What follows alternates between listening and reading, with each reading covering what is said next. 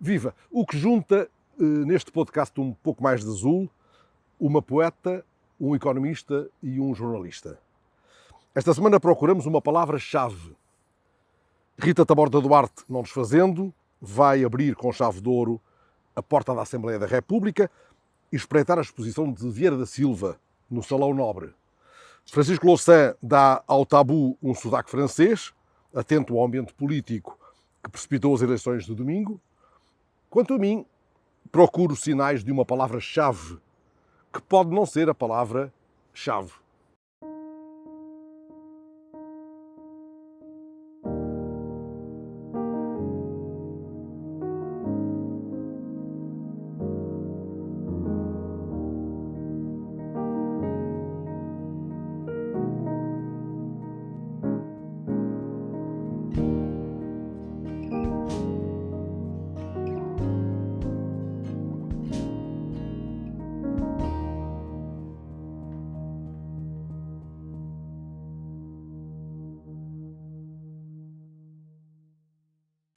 Olá, a palavra-chave para o podcast de hoje é mesmo essa, a palavra-chave.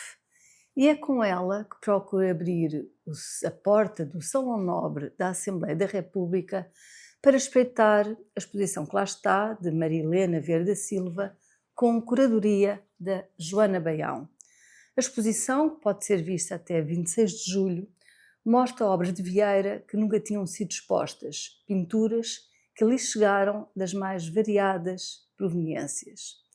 Chama-se A nous la liberté, a nós a liberdade, e é mais uma peça-chave nas comemorações de Abril.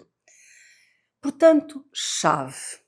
Podemos dizer que, na verdade, há objetos mais simples do que outros. Há coisas que se limitam a cumprir a sua única e singela função. Coisas que, ao equilibrarem-se na linha reta da previsibilidade, não se deixam apanhar nunca na contracurva traiçoeira dos significados.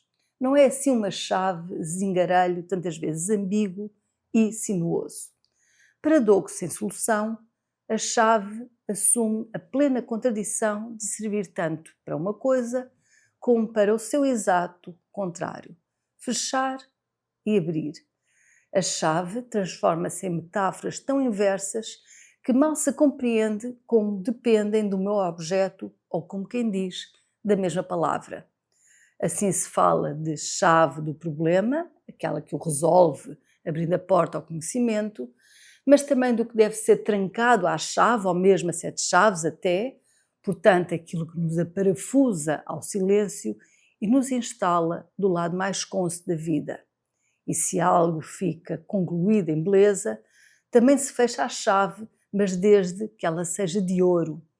A chave, literal ou metafórica, tanto faz, se girada para a direita, a miúdo tranca, mas se gira para a esquerda, o mais certo é abrir. Mas isso do fechar para a direita ou do abrir para a esquerda já serão outras voltas dependentes do lado da barricada em que se está ou da porta. Mas aquilo que eu gostava mesmo de vos falar hoje é então das 31 obras de Vieira da Silva, entre pinturas, tapeçarias, cartazes, destas obras de Vieira da Silva que tomaram de assalto o Salão Nobre da Assembleia da República para comemorar a liberdade.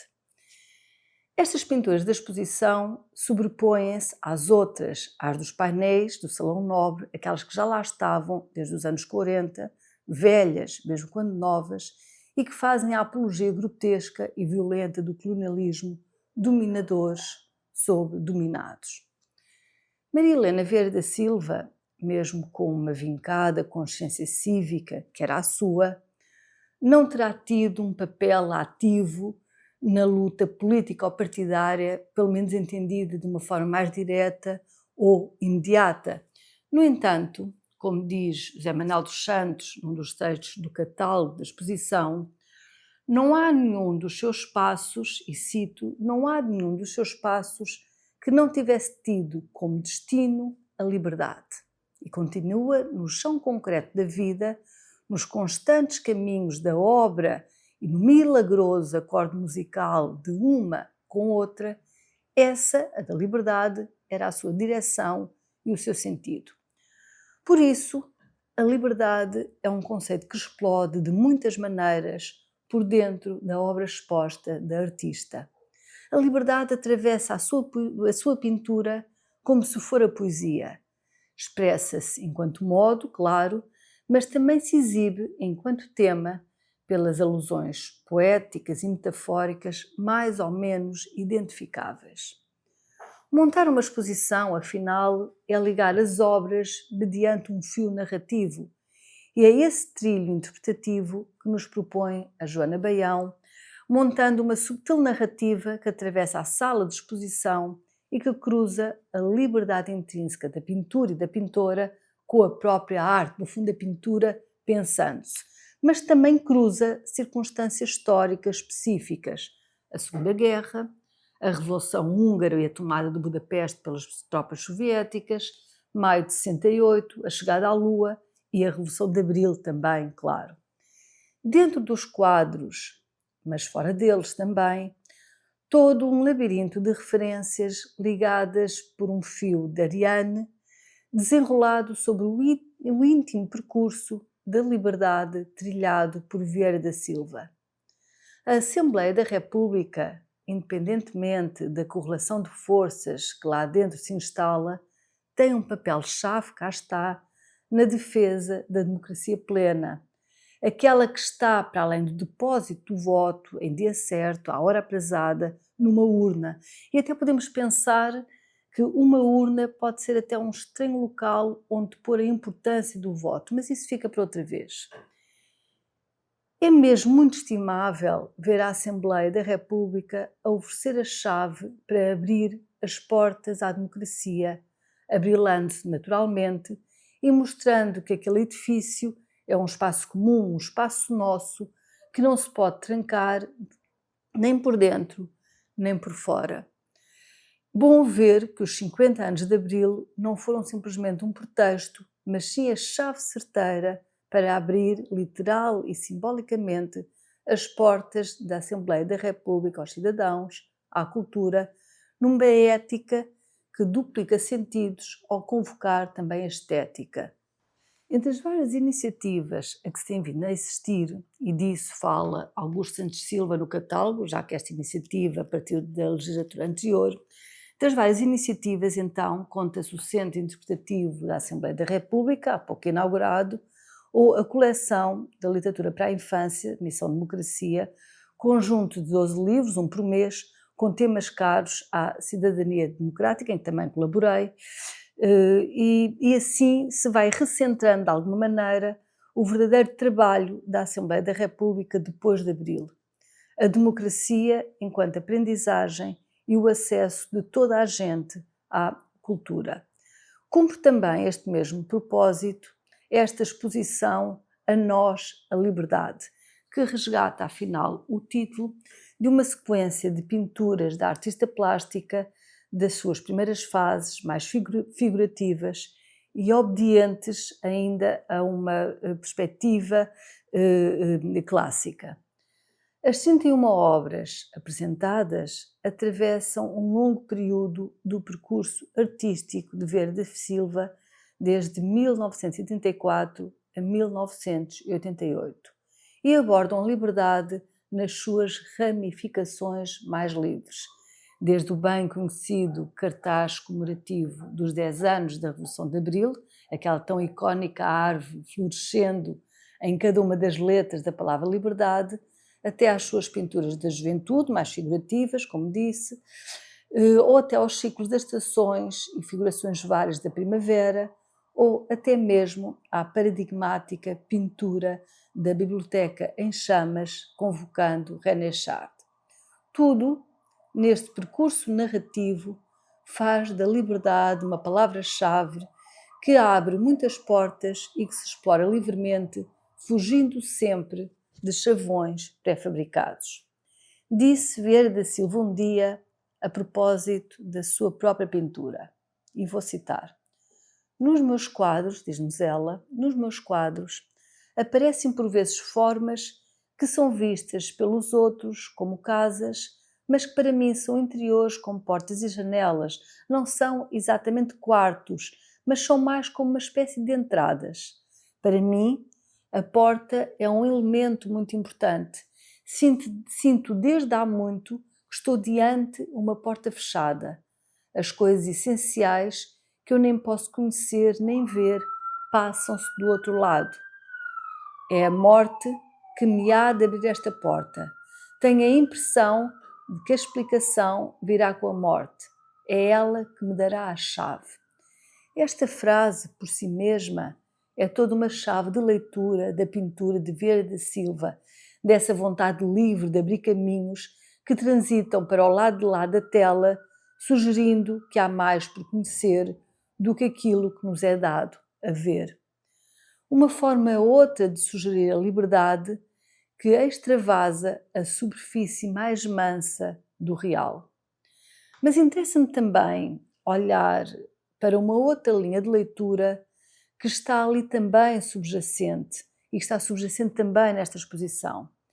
É que estas obras de Maria Helena Vieira da Silva ocupam não somente a Assembleia, como um espaço muito particular dentro dela, o Salão Nobre.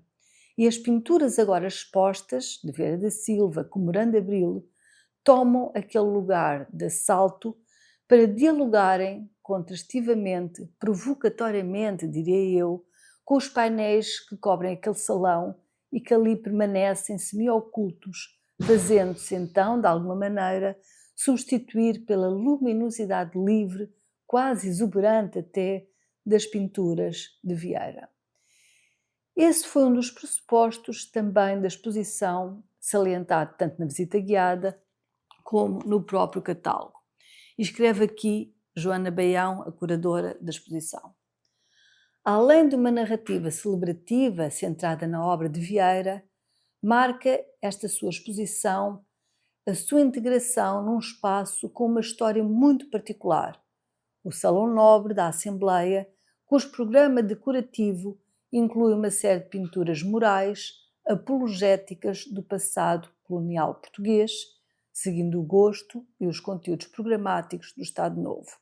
Assim, explica a curadora, foi a opção consciente a organização da exposição que, não ocultando totalmente a violência do espaço envolvente, faz salientar o contraste entre a carga brutal de um legado histórico que lá está e que importa manter na memória, mas que se remete à obscuridade, enquanto em simultâneo se destaca a clara e luminosa aura dominante das obras de Vieira da Silva.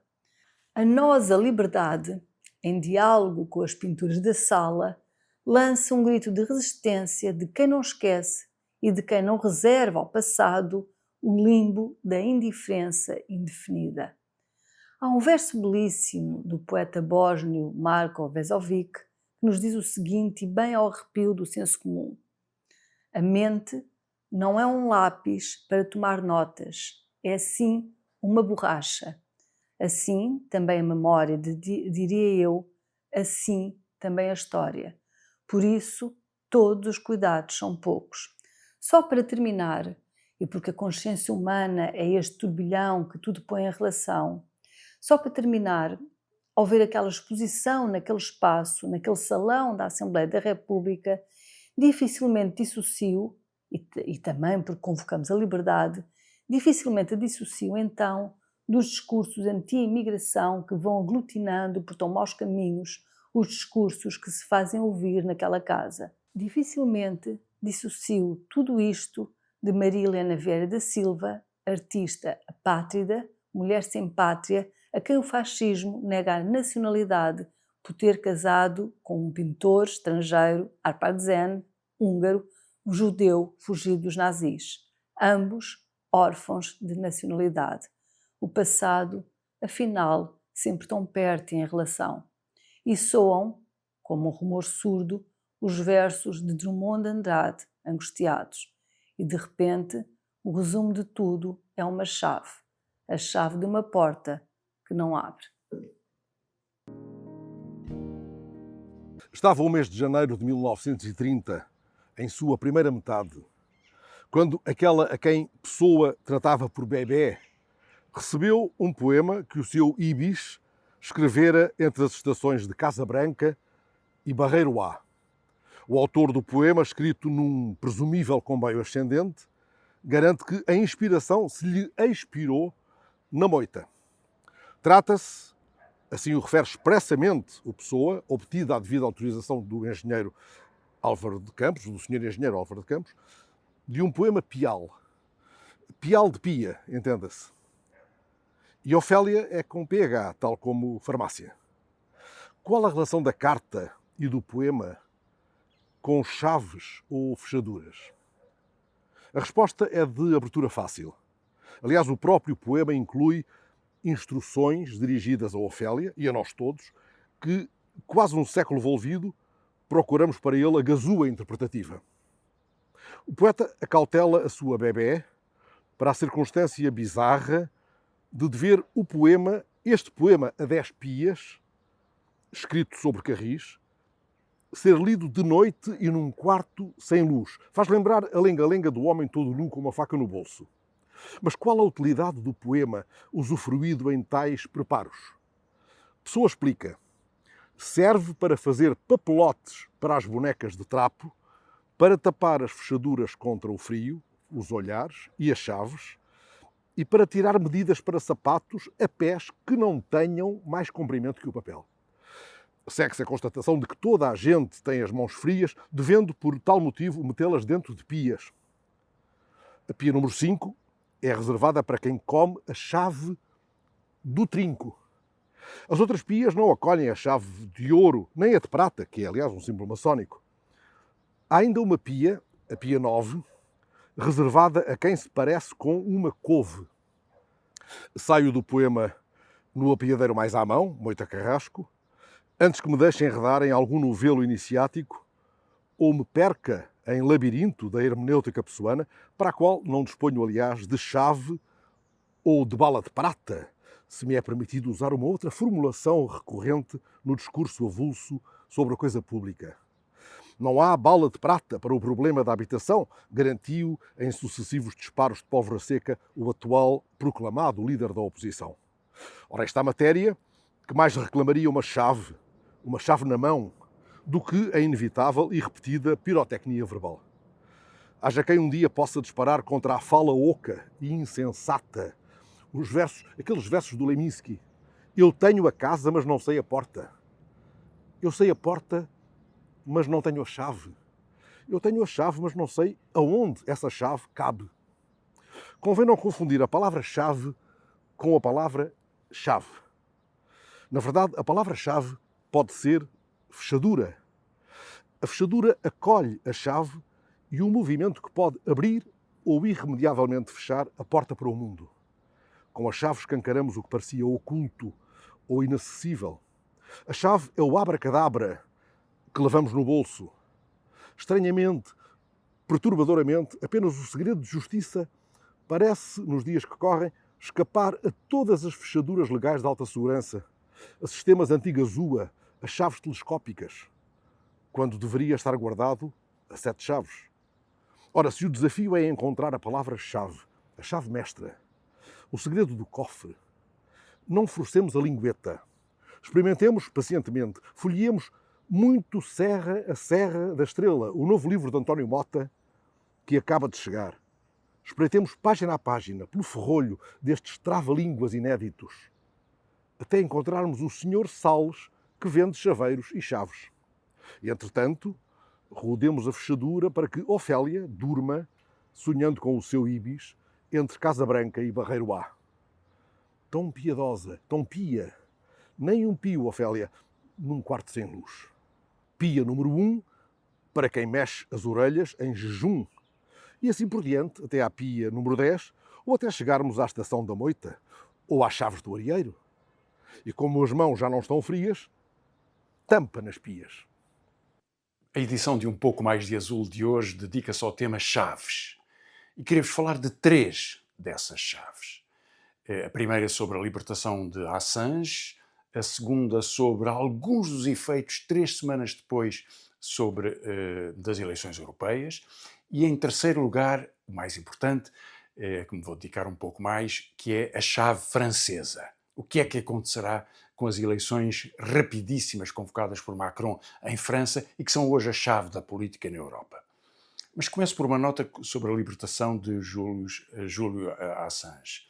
Ele esteve refugiado numa embaixada em Londres durante 7 anos, 2012-2019, 5 anos preso, 2019-2024 até agora, ou seja, 12 anos de punição pelo facto de ter, como jornalista que organizava uma rede de divulgação de informações e que tinha muita atenção às informações secretas dos Estados e dos exércitos, por ter divulgado alguns dos segredos da espionagem e das ações das forças militares norte-americanas.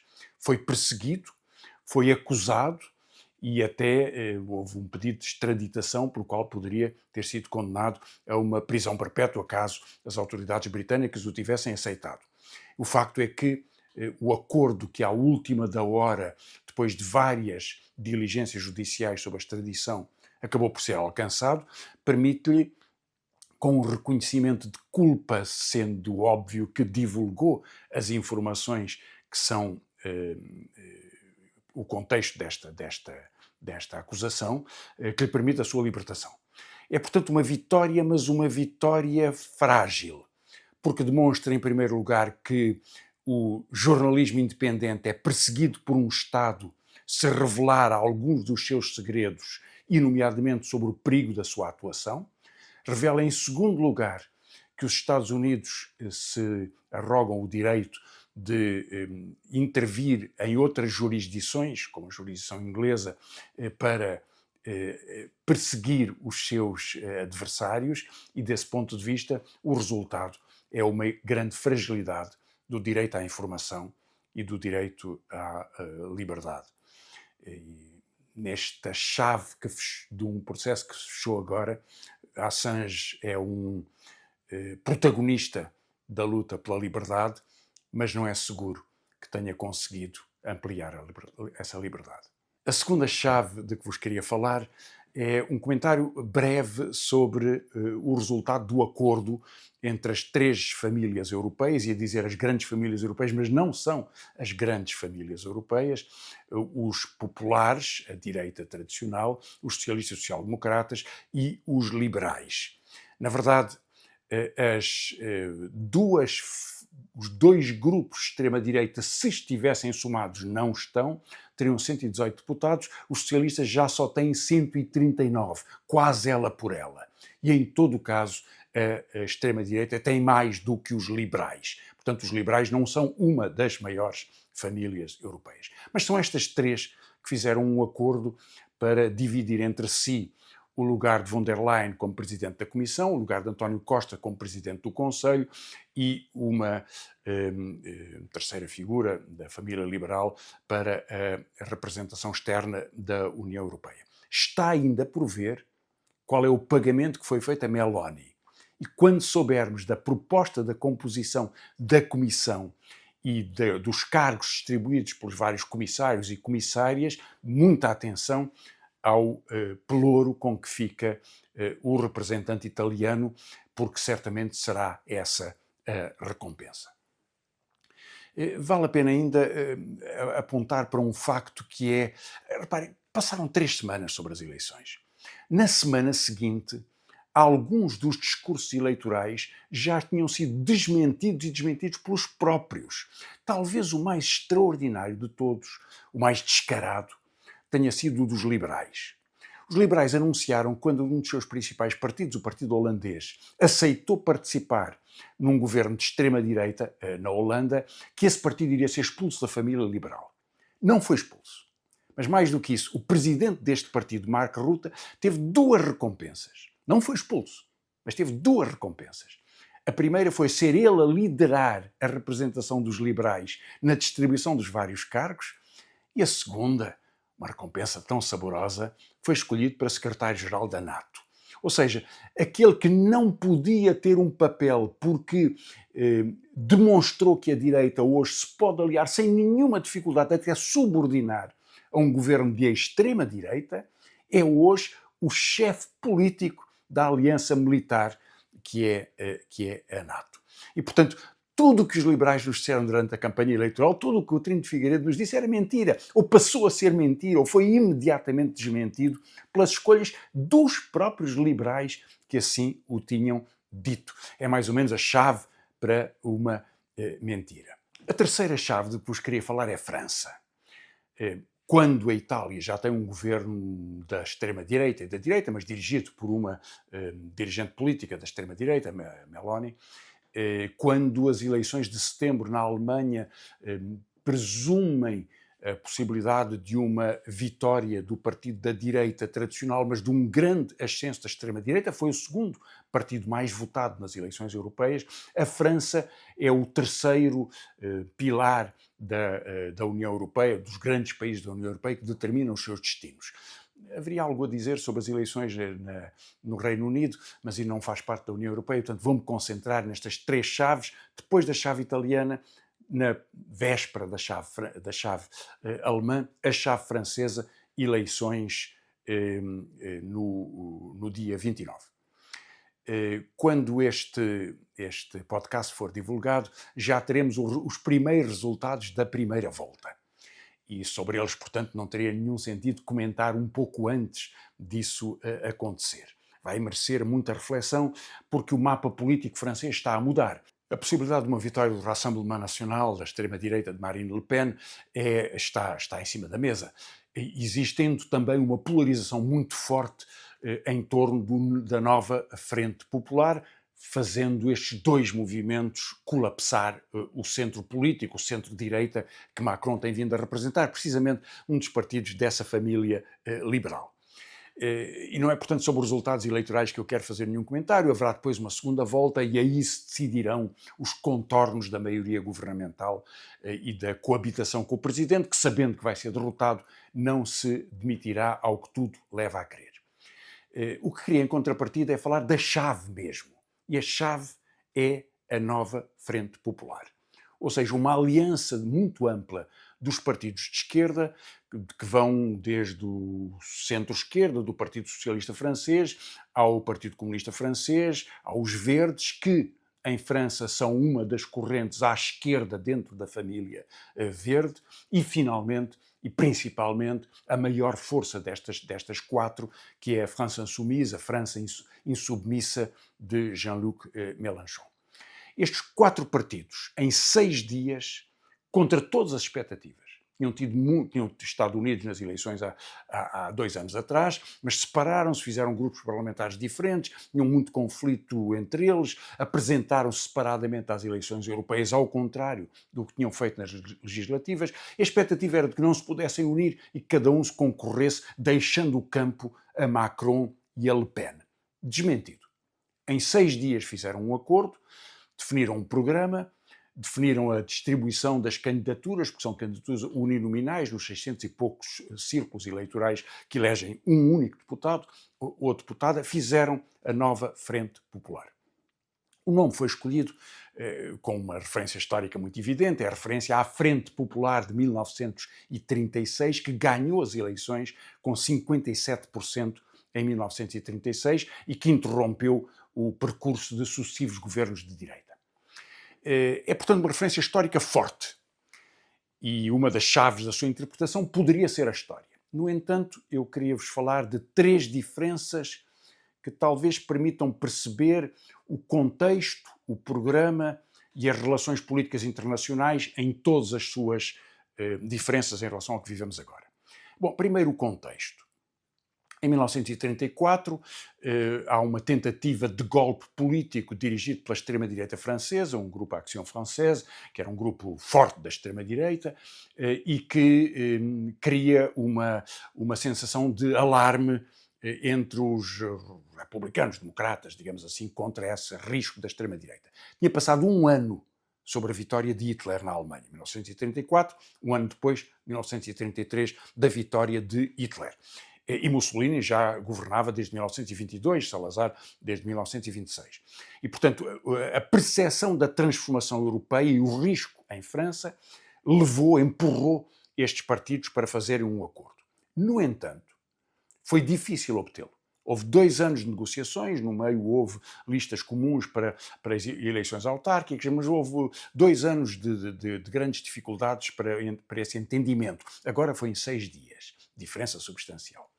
A razão para essa dificuldade vinha até da história política, porque o Partido Comunista Francês, um partido muito forte naquele contexto, saía de um período em que tinha acentuado um discurso ultrasectário contra outras forças de esquerda e, neste caso, em particular, contra o Partido Socialista Francês, que era dirigido por Léon Blum, que chegou a ser acusado pelo Partido Comunista Francês de conspiração judaica. Havia até um tom antissemita nesta associação entre Léon Blum e a grande finança internacional, como se fosse um apanágio dos judeus ou de famílias de origem judaica. Este período, que foi chamado o terceiro período da Internacional Comunista, foi muito marcado por esse extremo sectarismo. Os socialistas eram designados pelos comunistas como sociais-fascistas, portanto não havia nenhum campo possível de alguma aliança. No entanto, a partir de 1934, esta orientação ultrasectária, que teve resultados trágicos na Alemanha, vitória de Hitler, começou a ser revertida e, portanto, os apelos unitários depois desse choque de 1934 começaram a ser sentidos.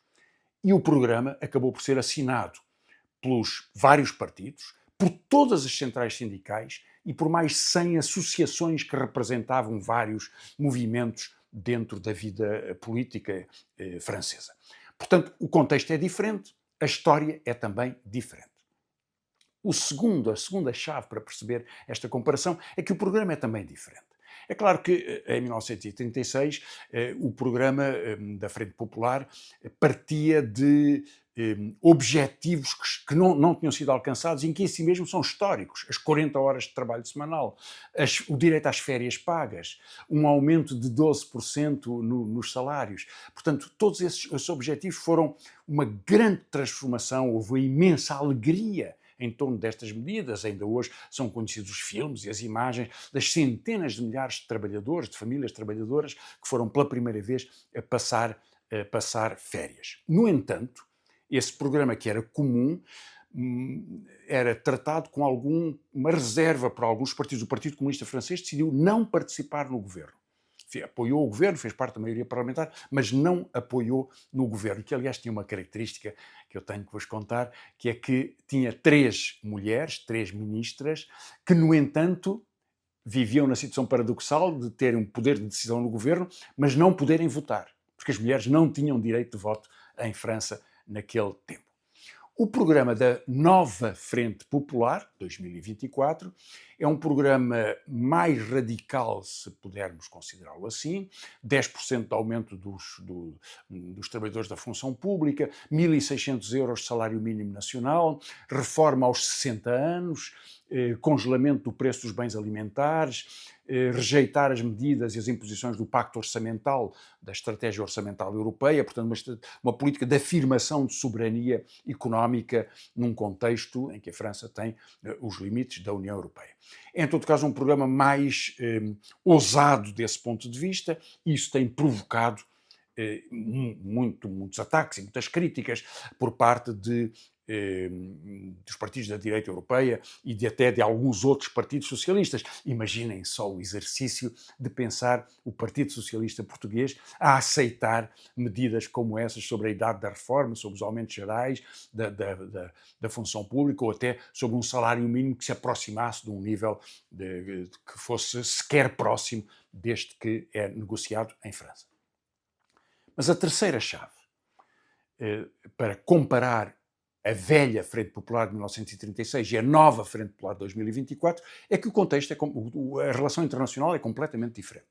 Não só porque vivemos uma guerra, que é a guerra da Ucrânia, depois da invasão russa, mas por causa da guerra de Gaza, em que, nos 2 casos, a Frente Popular tem uma posição muito óbvia de defesa da soberania ucraniana contra a invasão, de defesa do reconhecimento do Estado da Palestina, de punição dos criminosos de guerra, de ataque ao genocídio desenvolvido por Netanyahu. Em tudo isso tem uma posição muito clara num contexto de pressão e de guerra. Mas em 1936, quando foi eleito o governo da Frente Popular, também havia pressões nesse sentido, a que o governo respondeu mal. Em 1936 é a vitória republicana em Espanha, começa a Guerra Civil com o levantamento militar de Franco, que dura até 1939, o governo da Frente Popular francesa durou menos, mas durante esse tempo a França aceitou um princípio hipócrita de neutralidade, ou seja, não apoiar militarmente os republicanos espanhóis. Em contrapartida, Hitler e Mussolini apoiaram intensamente as tropas de Franco, como é bem sabido, e aquela guerra foi o prelúdio da guerra, da Segunda Grande Guerra, da Segunda Guerra Mundial. Mas o governo da Frente Popular em França desistiu de apoiar os republicanos e ficou com essa mancha vergonhosa. Era também um período de ajustamento e de grande tensão. Em Moscovo estavam a decorrer os processos de Moscovo contra velhos dirigentes do Partido Bolchevique. Os principais processos são de 1936 a 1938.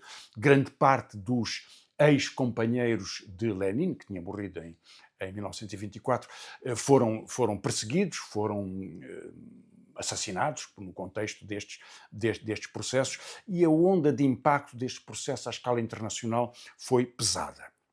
O facto, em qualquer caso, é que a grande mudança para a política francesa, já não com o governo da Frente Popular, foi uma dupla mudança, que foi o facto de Stalin assinar com Hitler, na verdade os seus ministros dos negócios estrangeiros, Ribbentrop e Molotov, assinaram o Pacto Germano-Soviético em agosto de 1939. Madrid tinha caído para as forças fascistas no mês anterior, mas este acordo teve ondas de choque violentíssimas sobre toda a Europa, porque se baseava numa hipótese trágica, que teve, aliás, um preço pesadíssimo, que era possível conter as forças hitlerianas, negociando com elas a repartição da Europa Central, com benefício de ambas as partes. Stalin ganharia alguns territórios na Europa Central, Hitler também, e o facto é que Hitler depois invadiu a Rússia num momento crucial da Segunda Guerra Mundial. Mas o segundo momento decisivo foi que, no contexto da derrota francesa perante a ofensiva alemã, os socialistas, ou grande parte, não foram todos, mas grande parte dos deputados socialistas franceses, em 1940, aceitaram votar os plenos poderes para o Marechal Pétain, que era, desse ponto de vista, a forma de dar a mão à ocupação nazi e de permitir digamos, esta encenação de um governo autónomo francês numa parte da França, sob a tutela do Marechal Pétain e, na verdade, o controle pelos nazis. Portanto, a história foi muito atravessada, enorme esperança em 1936, fracasso perante os compromissos, as obrigações de apoio à República Espanhola, transformação das relações sociais, mas logo a seguir uma guerra e esta dupla traição do Pacto Germano-Soviético e da aceitação pelos socialistas franceses dos poderes do colaboracionismo pró-nazi. Em tudo isto, como vemos, há uma grande diferença. E a chave, precisamente, da política atual no combate à extrema-direita é aquela coerência que ao longo dos anos 30 se foi perdendo, tragicamente, para a população europeia, é manter essa coerência, ganhar essa coerência, fazer dela a mobilização política e uma vitória eleitoral, porque só a nova Frente Popular pode vencer a extrema-direita. E se assim for, essa é a chave da Europa. O podcast Um Pouco Mais de Azul tem realização de Miguel Bordalo, produção de Joana Louçã, música de Filipe Melo, grafismo de Tiago Tavares. Sai quinzenalmente às quintas-feiras.